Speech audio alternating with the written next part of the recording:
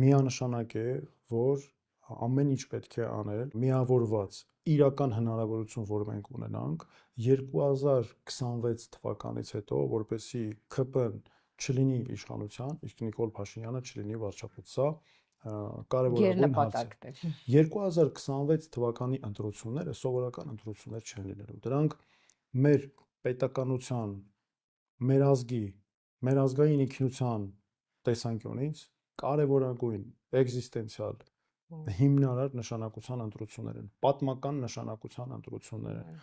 Հետևաբար մենք պետք է հասկանանք, թե այս ճանապարհը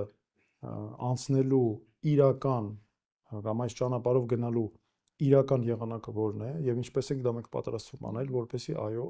մենք ունենանք այս արդյունքը, որովհետեւ մենք այսօր կանգնած ենք մեր պետականության դեմ պայքարը կանգնեցնելու գլխավոր խնդրի առաջ։